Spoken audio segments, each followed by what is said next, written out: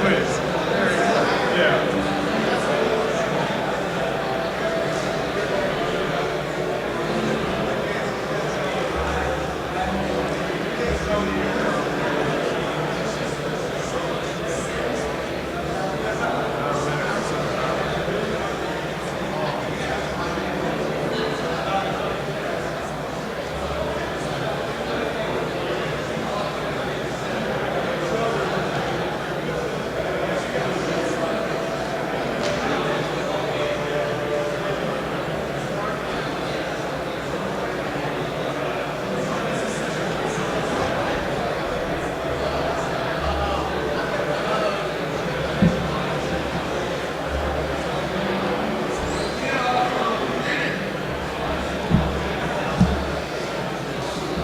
Good morning, Wabash.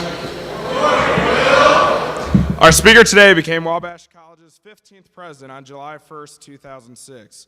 He received his AB in English from the University of Chicago and his PhD from the University of Iowa.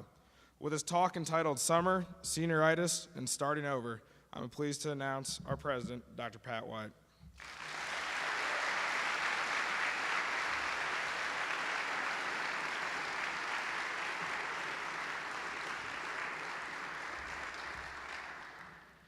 Thank you, Will.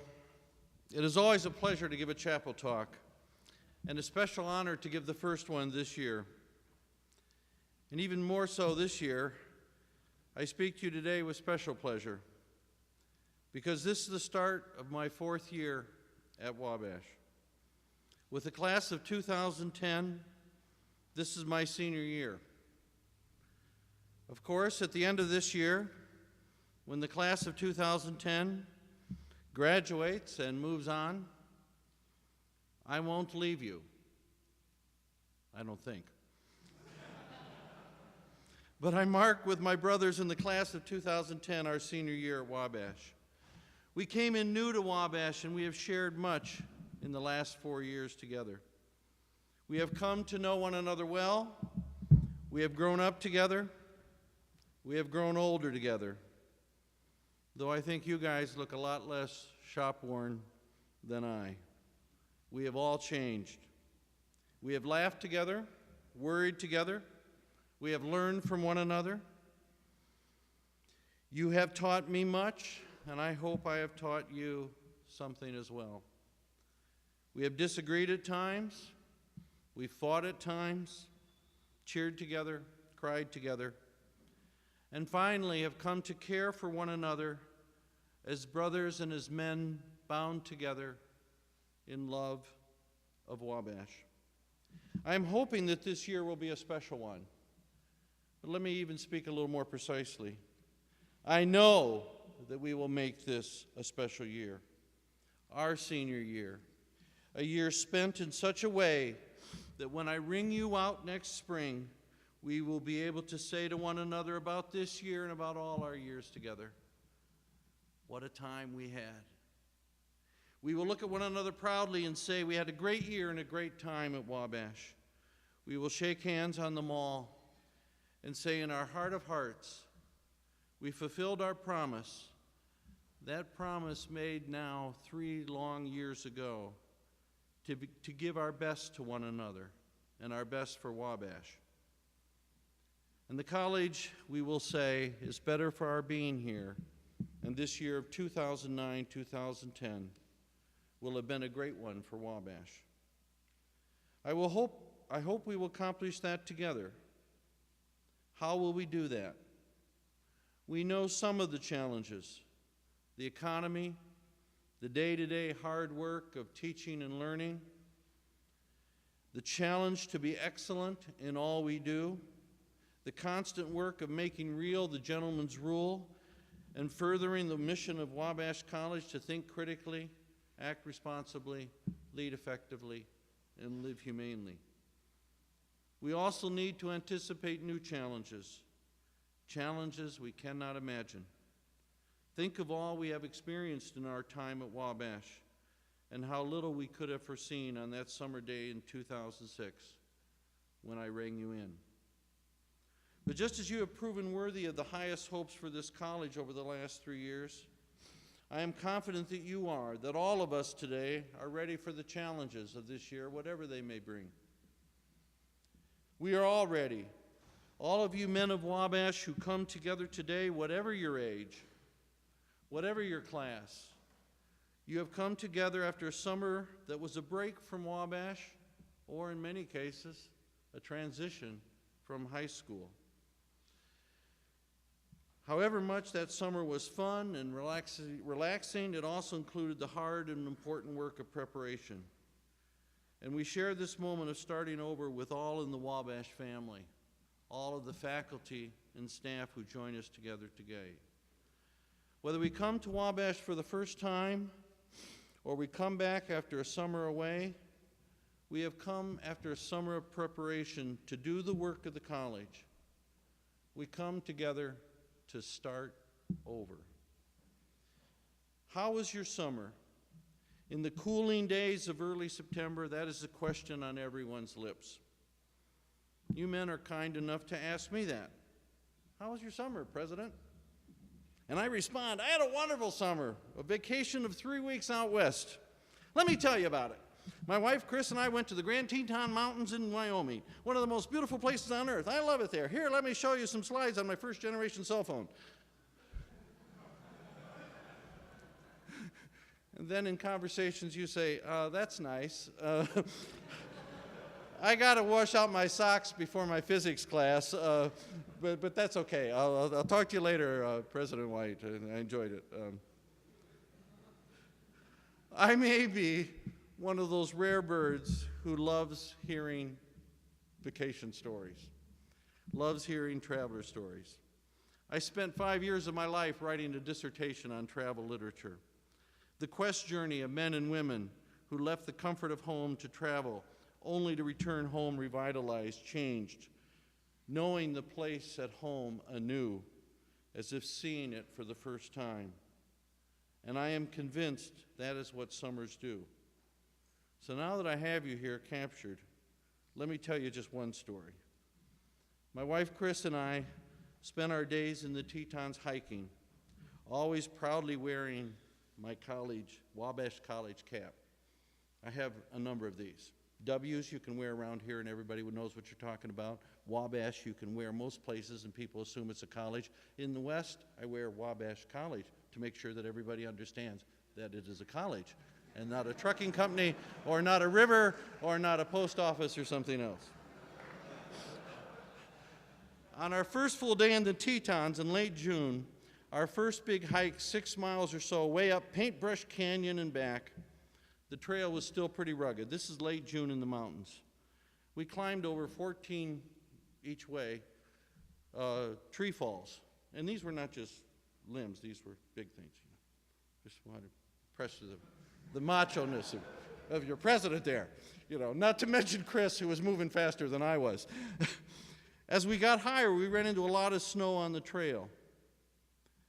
This is emblematic. We didn't reach our chosen destination of Mirror Lake. It was still too snowbound.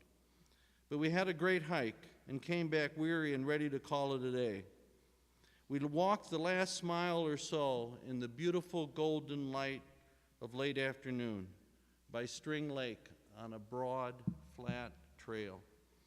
Chris had walked ahead about 20 yards while I was doing the higher math of figuring out from the maps how far we had hiked.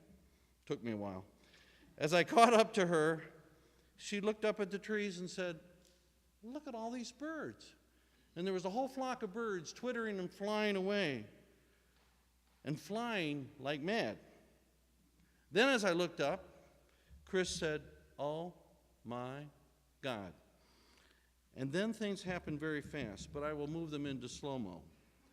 I looked at Chris, and she had a shocked look on her face and began motating back up the trail. And I looked down the trail and saw what had caused her alarm, an enormous black bear. Gentlemen, this bear was the size of a Volkswagen. Maybe bigger. I'm serious. He was maybe 10 years, maybe about as close as me to you guys up there. I looked at him. He looked at me. And then I found my legs. And my darling Chris, a very smart woman, was operating on the elementary calculus of bears in the wild. You don't have to be faster than the bear. You just have to be faster than the guy you are with.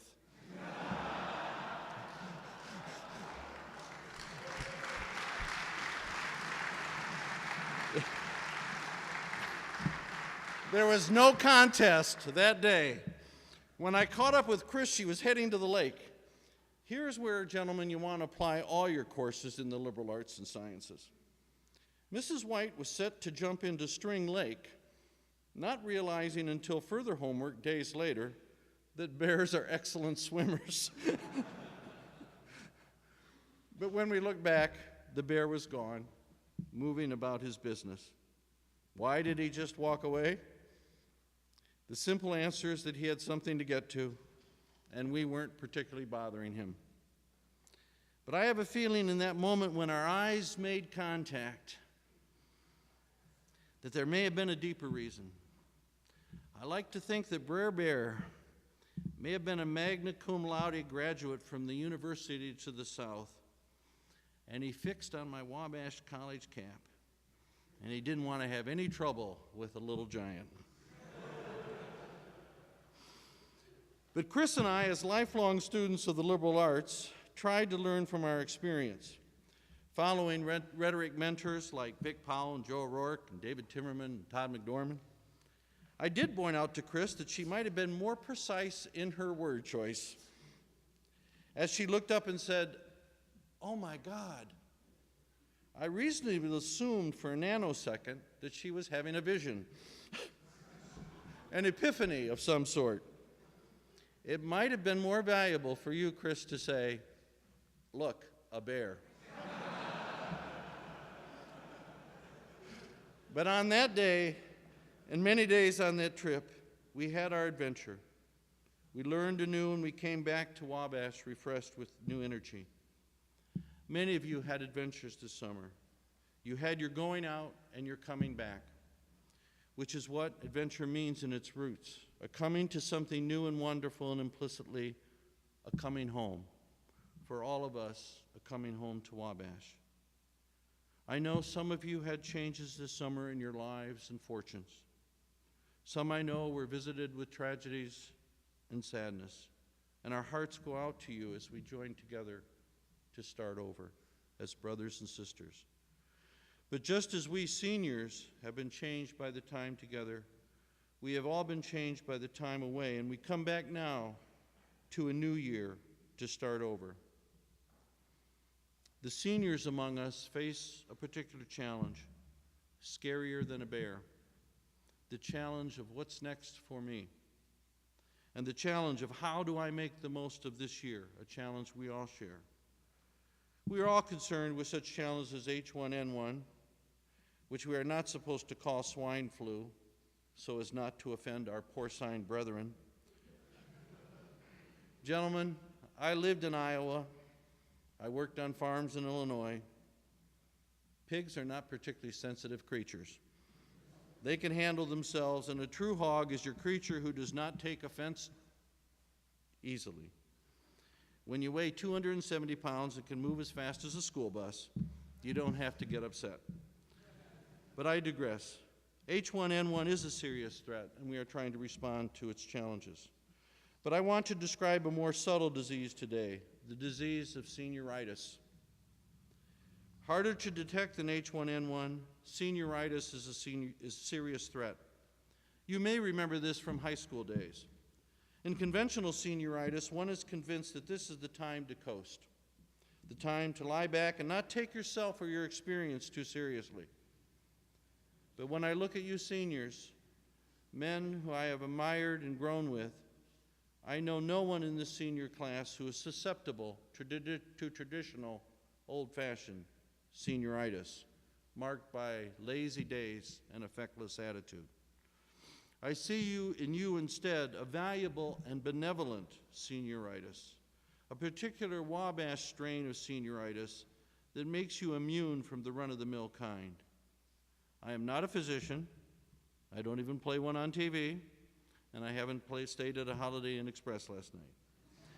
But I have a son who is a physician and a wife who is a nurse practitioner, so I picked up a few tricks of diagnosis along the way. I have identified this special strain of senioritis I call W1AF, Wabash senioritis. At many colleges, seniors are so looking ahead that they have no concerns for their college or for their fellow students. At a college where the seniors don't care, the juniors, sophomores, and freshmen are also locked in a grip of apathy and lack direction. But Wabash senioritis is a strain of leadership that Wabash men contract and display proudly. Wabash senioritis is impassioned leadership, and Wabash seniors are engaged with the college and with their fellow Wabash men. To Wabash men this senior year, Wabash is not a time to disengage, but to lead effectively in the best possible ways. Furthermore, at most colleges, only seniors get the lazy brand of senioritis. At Wabash, the positive engaged senioritis is a communicable disease, a model of leadership that seniors share with everyone. All Wabash men can get it, and all Wabash men can manifest senioritis by taking on the necessary leadership with courage, the leadership of brother to brother on which rests the gentleman's rule and so many good things at this great college. Let's celebrate the spread of this positive leadership virus, the virus of senioritis throughout the college. Some quick examples. Chris Sidebottom and Billy Evans, Cody Stipes, Robert Campbell, and others working hard to make radio station WNDY a giant, a part of our campus culture. Senioritis, let it spread. Sophomores Reggie Steele and Adam Miller working to put together the largest and most electric community day this week. That is senioritis, let it spread. The freshmen who started the year in the tutorial fly fishing, the liberal art, with Professor David Hadley and David Croney and Professor Emeritus House Brooks. Sure, that was a nice trip, but it took some bold sense of adventure to take on the work, not to mention jumping off a bridge into the Yellowstone River with Croney and Hadley. Gentlemen, that's senioritis, and maybe that's a little crazy. The folks in advancement, Joe Klenn, Dean Joe Emick, and so many more who rallied generous alumni support to raise over $3 million this last year for the Wabash Annual Fund. That's senioritis, let it spread. Dean Raiders, Dean Will Prisco, and Betsy Knott, the student leaders, Jeff Kessels and John Dewart, and all the orientation aides who designed and implemented a rich orientation committed to leadership development at Wabash. That's senioritis, let it spread. The men of the soccer team, and Coach Giannini and Esbaum sitting back there, who Tuesday traveled to Wheaton College and soundly beat a team ranked 23rd in the country. That's senioritis on fire. Let's hear it for the soccer team.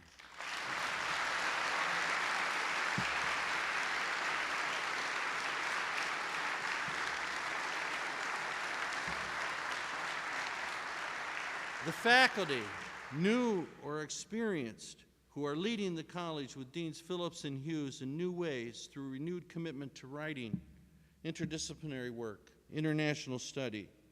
That's senioritis. Keep it going. Dean Klein and the men and women in admissions who brought the college, and financial aid, who brought the college the wonderful gift of 250 young men in the class of 2013, men who will catch senioritis early on and help us all transform this college. You men of the class of 2013, I have known you only a short time, but I could list a dozen examples of how young men in the class of 2013 are already showing symptoms of that powerful and positive senioritis. Just one example. At the ice cream social at our house, freshman from Chicago, Francisco Oliva, said to me, President White, there are a couple guys in my class, in my high school, 2 or 3 men, who would make good Wabash men. I will be working hard to recruit them. Notice he didn't say, I'll pick everybody and we'll just bring everybody down. He said, there's only a couple, but I'm going after them. That is Wabash Senioritis. Let it spread. Still, I turn back to my brothers in the class of 2010. You men have Wabash senioritis and have it in the most virulent form. This is your special moment. This is your special year. Much has changed in the world and in the college in the last 3 years. Much has changed in our life together, and I'm sure in your world as well. Think back to your ringing in. Think back to all those days a long time ago. Much has changed in mine. 3 years ago, I was less gray. My daughters were in college. My son was in medical school.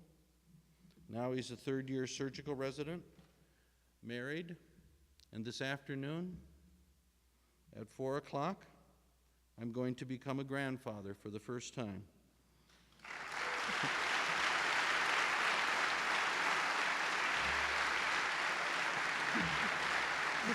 Thank you.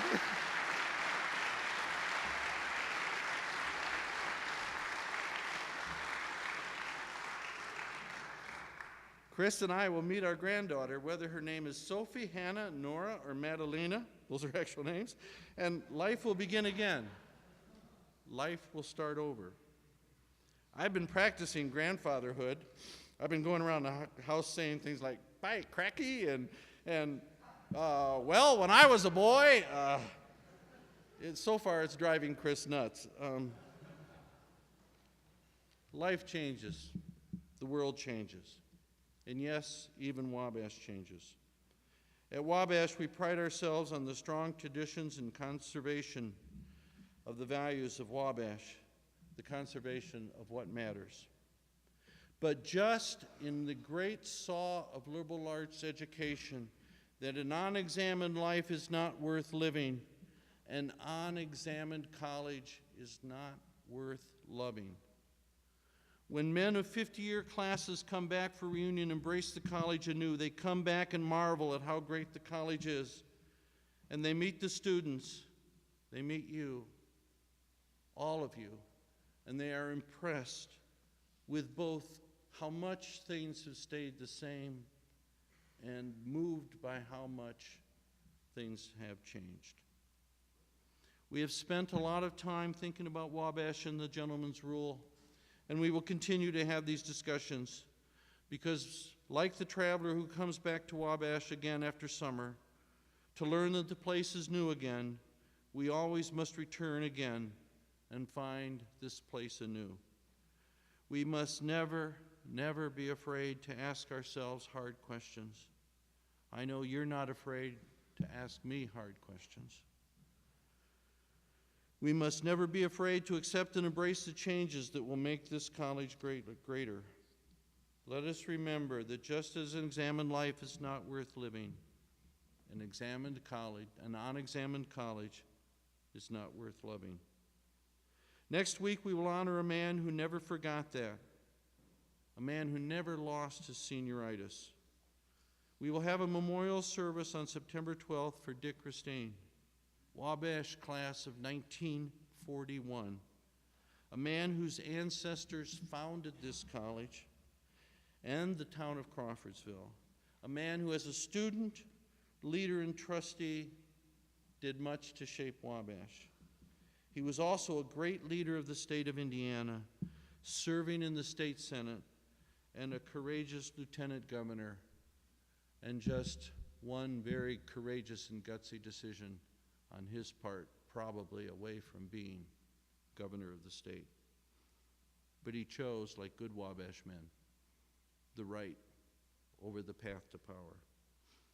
In the last days of his life, fiercely ill at the age of 89, in June, Dick continued to be engaged in the life of the college. I spoke to his wife, Lou, a few days before he died, and he said that Dick had just asked her to read to him the letter that the chairman of the board, Steve Bowen, sends out after every Board of Trustees meeting.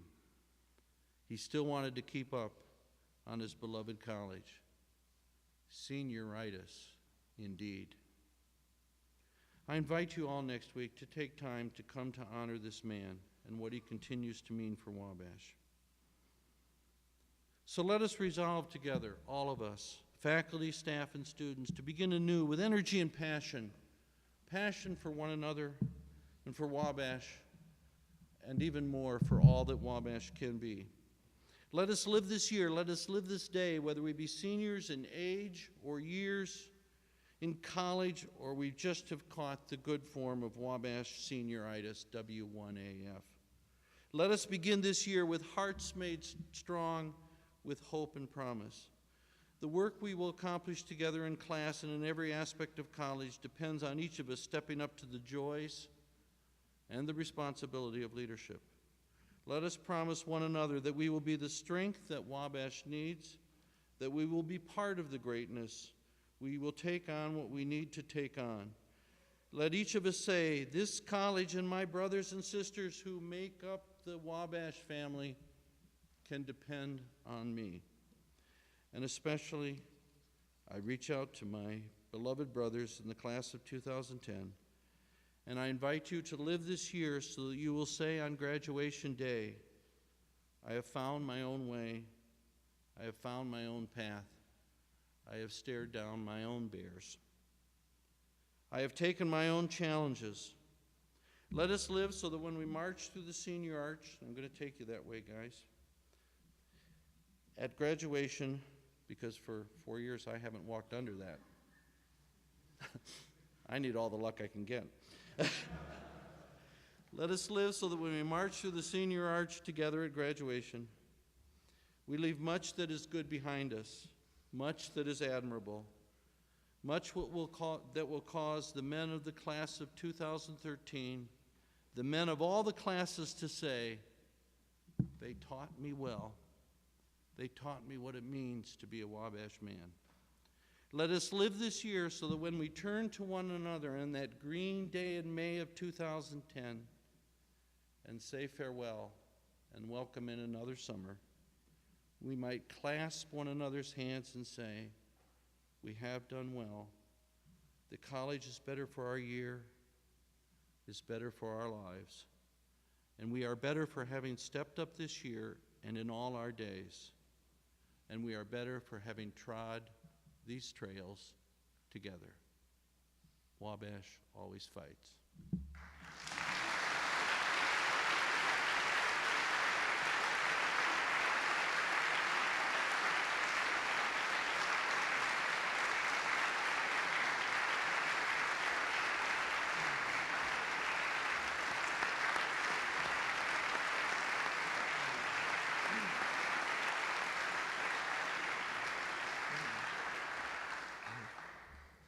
Dr. White, thank you for being here today. We know you could have been in Indy supporting your son with the birth of your grandchild, but thank you for taking time out of your day to give this talk. Fellows, got some announcements. Sphinx Club applications are now out. You can pick them up in the dean's office with Sherry Ross or on the counter in the library. TGIF will be held at Beta tomorrow afternoon at 4:15. Cross Country will have their last home meet this weekend on Saturday morning in the Arboretum. The men's meet will start at 10:30, and there will be a women's meet at 11:15. Soccer has their home opener Saturday at noon at Mount Hollow against Alma. Finally, this is your last chance to make a donation to the Wabash College Clothing Drive. There will be a box located at TGIF tomorrow afternoon, so if you guys could rummage through your closets and see what you have left, all proceeds go to the Salvation Army. If we could all rise and sing Old Wabash.